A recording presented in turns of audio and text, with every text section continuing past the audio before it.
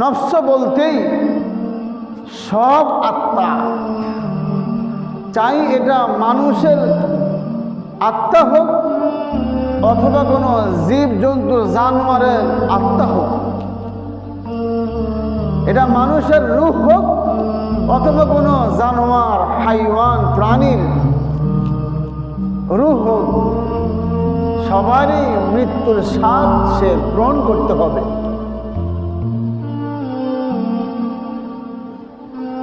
আমি বিদেশের অধিবাসী, আমি সৌদি আরবের অধিবাসী,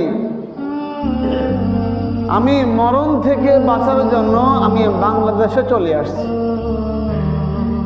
অথবা আমি বাংলাদেশের অধিবাসী, আমি মরণ থেকে বাঁচার জন্য আমি সৌদি আরবে চলে গেছি। মরণ থেকে বাঁচার জন্য এক দেশ থেকে আরেক দেশে আমি চলে গেছি। তাহলে মনে হয় মরণ থেকে বাঁচতে পারবো না, এমন কোনো রাস্তা নাই। আছে বলেন? যে পালায়া গেছে, যে মৃত্যু থেকে বেঁচে গেছে।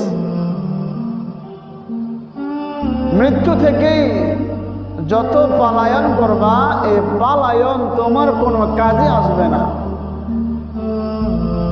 যদি মরণ থেকে বাঁচার জন্য তুমি একটা আয়নার গ্লাসের মধ্যে, আয়নার বাক্সের মধ্যে তুমি প্রবেশ করো, যে এমন বাক্স ওই বাক্সের মধ্যে একটা পিঁপড়াও ঢুকতে পারে না, তুমি যদি ওই বাক্সের মধ্যে গিয়া পলায়ন করো, সেখানেও তোমার মৃত্যু হবে। ঠিক কিনা বলেন?